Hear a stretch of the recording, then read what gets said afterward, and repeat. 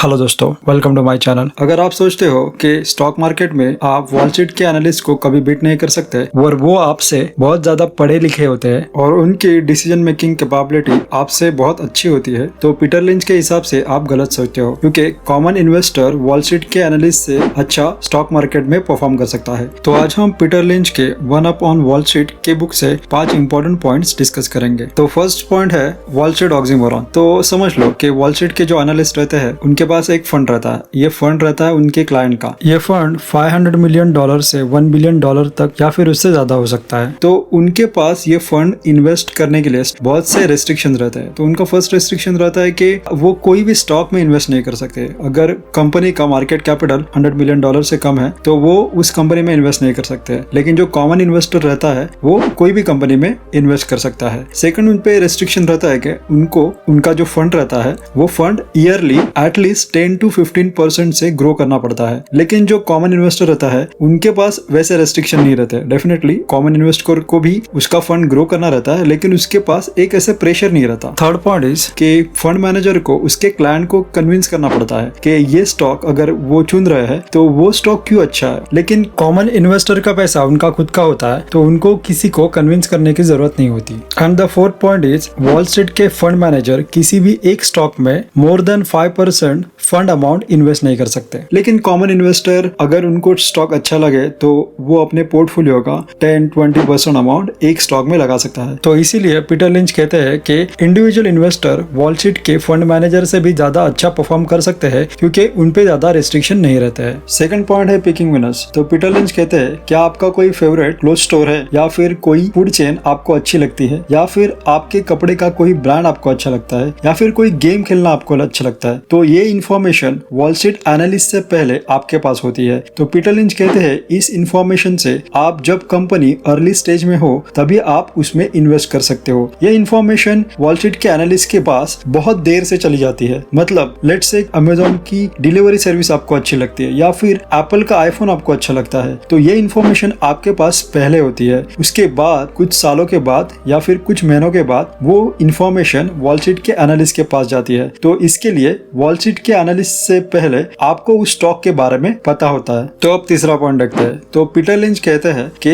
6 types of stock रहता है। तो उन्होंने उनके ग्रोथ के हिसाब से डिफरेंट सेक्शंस में डिवाइड किया है। तो फर्स्ट टाइप है स्लो ग्रोवर। जो स्लो ग्रोवर कंपनियां रहती है उनकी ग्रोथ ईयर टू ईयर 5% या उससे कम हो सकती है। तो पीटर लिंच के हिसाब से इन कंपनियों में इन्वेस्ट मत करो, क्योंकि अगर कंपनी ग्रो नहीं कर रही है तो उसकी स्टॉक की वैल्यू भी ग्रो नहीं होगी। तो स्लो ग्रोवर कंप्लीटली अवॉइड करने के लिए पीटर लिंच कहते हैं। स्टॉक का दूसरा टाइप है स्टालवार्ट। तो पीटर लिंच कहते हैं इन कंपनियों में आप इन्वेस्ट कर सकते हो। इन कंपनियों की growth rate 10 to 20% per year होती है। ये फास्ट ग्रोवर जितने फास्ट ग्रो नहीं करते, लेकिन ये स्लो ग्रोवर से बहुत ही ज्यादा बेटर रहते हैं। स्टॉक का तीसरा टाइप है फास्ट ग्रोवर। जो फास्ट ग्रोवर कंपनियां रहती है उनकी ईयर टू ईयर ग्रोथ 20% या उससे ज्यादा भी हो सकती है। अभी ये स्लो ग्रोवर, फास्ट ग्रोवर और स्टालवार्ट समझने के लिए हम एक एग्जांपल लेते हैं। अगर आप देखोगे गूगल और अमेजोन, ये कंपनियां 2000 से लेके 2007 तक स्लो ग्रोवर थी। मतलब बहुत ही स्लो ग्रो कर रही थी, क्योंकि वो अपनी इनिशियल स्टेज में थी। 2007 से 2012 तक अगर आप देखोगे तो ये कंपनियां स्टालवार्ट बन चुकी थी। मतलब ईयर टू ईयर इनका ग्रोथ रेट कम से कम 20% तक था। और 2012 से 2018 तक अगर आप इस कंपनियों की ग्रोथ देखोगे तो ये फास्ट ग्रोअर बन चुकी थी। मतलब इनकी ग्रोथ रेट 20% से ज्यादा थी। तो एक कंपनी अपने ग्रोथ के हिसाब से स्लो ग्रोअर हो सकती है, फास्ट ग्रोअर हो सकती है, या फिर स्टालवार्ट हो सकती है। स्टॉक का फोर्थ टाइप है सिक्लिकल। तो बेसिकली सिक्लिकल समझने के लिए आप एग्जांपल ले लो ऑटोमोबाइल इंडस्ट्री का। अगर आपने एक कार खरीद ली तो उसके बाद 5 से 10 साल आप कार खरीदने का सोचते भी नहीं है और आप सेम कार यूज करते हो। तो ऑटोमोबाइल इंडस्ट्री ये सिक्लिकल कैटेगरी में आती है। एक पीरियड में उनका सेल बहुत ही हाई हो जाता है, उसके बाद एक पॉइंट तक उनका सेल ड्रॉप हो जाता है, उसके बाद उनका सेल फिर से हाई हो जाता है। तो एक साइनोसॉइडल वेव आप देख सकते हो। तो सिक्लिकल कंपनी जब नीचे रहती है तो अगर आपने उन कंपनी में उस टाइम इन्वेस्ट कर दिया तो आप बहुत ही प्रॉफिट कमा सकते हो। स्टॉक का फिफ्थ टाइप है टर्न अराउंड। ये जो टर्न अराउंड स्टॉक होते हैं वहाँ पे अगर मैनेजमेंट ने सही डिसीजंस ले लिए तो ये स्टॉक्स बहुत ही ज्यादा अच्छा परफॉर्म कर सकते हैं, लेकिन अगर मैनेजमेंट के डिसीजन गलत हो गए तो ये कंपनीज बैंकरप्ट भी हो सकती है। अगर आप स्टॉक मार्केट में नए हो तो आप ऐसी कंपनी से थोड़ा दूरी रहो, क्योंकि ऐसा भी हो सकता है कि अगर आपका जजमेंट गलत हो जाए ये कंपनियां बैंकरप्ट हो सकती है और आपकी पूरी स्टॉक इन्वेस्टमेंट ये जीरो हो सकती है। स्टॉक का लास्ट टाइप है एसेट प्ले। कभी कभी ऐसे हो सकता है कि कंपनी का स्टॉक बढ़ गया क्योंकि उनके जो असेट थे वो ऑल ऑफ अ सडन उनकी वैल्यू बहुत ही ज्यादा हो जाती है। फॉर एग्जांपल एक फार्मास्यूटिकल कंपनी है, उनको एक ड्रग बनाने का पेटेंट मिल गया, या फिर आप समझ सकते हो कि एक रियल एस्टेट प्रॉपर्टी थी लेकिन उसके आजू बाजू गवर्नमेंट प्रोजेक्ट आ गया या फिर कोई कॉर्पोरेट प्रोजेक्ट आ गया, उसके वजह से रियल एस्टेट प्रॉपर्टी की वैल्यू बहुत ही ज्यादा हो गई। तो इमीडिएटली जो असेट की वैल्यू बढ़ जाती है उसके कारण उस कंपनी का स्टॉक बढ़ जाता है। तो slow grower, stalwart, fast grower, cyclical, turn around और एसेट प्ले, ये 6 टाइप्स के स्टॉक होते हैं। आगे पीटर लिंच 10 बैगर्स के ट्रेड के बारे में डिस्कस करते हैं। तो फोर्थ इंपॉर्टेंट पॉइंट है फाइंडिंग 10 बैगर्स। तो पहला 10 बैगर्स क्या होता है वो हम समझते हैं। तो एक कंपनी का स्टॉक समझ लो कि 100 रुपीज पे है और उस कंपनी का स्टॉक 1000 रुपए पे चला गया, तो उसको पीटर लिंच 10 बैगर्स कहते हैं। तो ये 10 बैगर्स कैसे फाइंड करें, इसके लिए पीटर लिंच ने कुछ टिप्स दी है, वो टिप्स अब हम डिस्कस करेंगे। तो फर्स्ट टिप है ऐसी कंपनी फाइंड करो जिसका नाम बहुत ही डल है। For example Amazon, Facebook, Apple, Google, ये कंपनी आज तो वेल नोन है, लेकिन आपको अगर मैंने बोला कि रामसॉफ्ट करके एक सॉफ्टवेयर कंपनी है या फिर टेक्सॉफ्ट करके एक सॉफ्टवेयर कंपनी है, तो आपको ये स्टॉक्स पता भी नहीं होंगे। तो पीटर लिंच कहते हैं कि ऐसी कंपनियों में इन्वेस्ट करो जो अच्छा परफॉर्म करती है लेकिन उनका नाम बहुत ही फेमस ना हो। सेकंड टिप है find companies that does something dull. तो पीटर लिंच कहते हैं कि ऐसी कंपनियां ढूंढो जो कुछ डल करती है। फॉर एग्जांपल अगर वो पेप्सी के कैन बना रही है या फिर कोई स्पेयर पार्ट बना रही है या फिर टॉयज बना रही है, तो उसका भी एक मार्केट सेगमेंट रहता है और वहाँ पे बहुत से इन्वेस्टर्स को वो सेक्टर पता नहीं होता। तो आप ऐसे सेक्टर ढूंढो जहाँ पे कंपनी अच्छा कर रही है और बहुत से एनालिस्ट को उसके बारे में पता नहीं है। थर्ड टिप है एक्वाइजेशन एंड स्पिन ऑफ। तो पीटर लिंच कहते हैं जब किसी छोटी कंपनी को बड़ी कंपनी एक्वायर करती है तो उस छोटे कंपनी का स्टॉक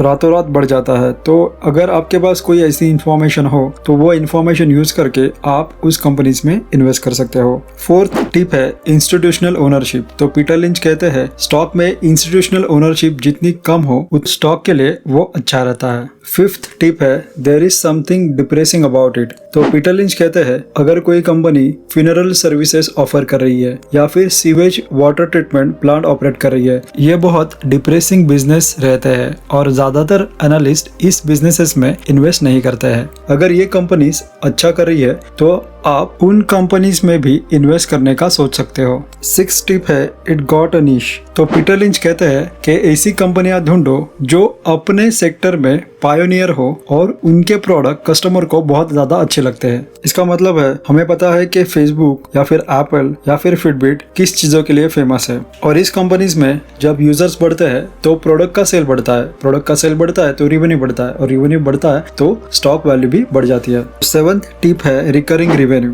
तो अमेजॉन की प्राइम मेंबरशिप हो या फिर गूगल या फिर एप्पल की क्लाउड सर्विसेज हो, तो हम 1 साल के लिए ये सर्विसेज लेते हैं और जब हमारी सर्विस खत्म हो जाती है तो हम इन कंपनियों का सब्सक्रिप्शन रिन्यू करते हैं। तो जब हम रिन्यू करते हैं तो उन कंपनियों को फिर से पैसे मिलते हैं।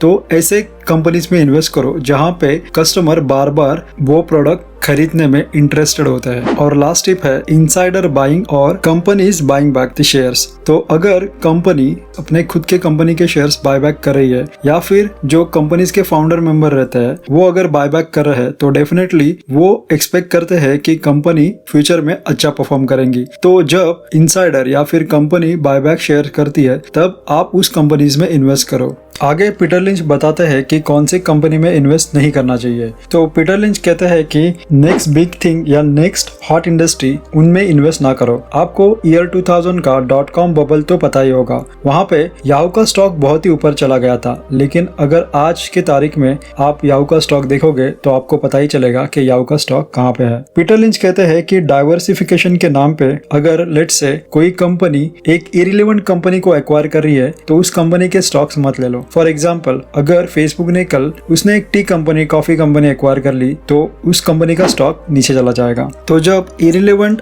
एक्वाइजेशन हो तो उस कंपनी के स्टॉक आप इमीडिएटली सेल कर दो। पीटर लिंच कहते हैं ऐसी कंपनी में इन्वेस्ट ना करो जिसका सिर्फ एक ही बिग कस्टमर हो। फॉर एग्जाम्पल, सीरस लॉजिक ये कंपनी का एप्पल बहुत बड़ा कस्टमर है, लेकिन अगर एप्पल ने डिसाइड कर दिया कि मुझे सीरस लॉजिक के साथ काम नहीं करना है तो सीरस लॉजिक का स्टॉक डूब जाएगा। उसके बाद पीटर लिंच कहते हैं कि ऑप्शंस में इन्वेस्ट ना करो या फिर फ्यूचर्स में इन्वेस्ट ना करो। तो ये बातें मैंने आपको बताई पीटर लिंच के one up on wall street के बुक से। तो दोस्तों, आज के लिए बस इतना ही। मैं आशा करता हूँ आपको ये वीडियो पसंद आएगा।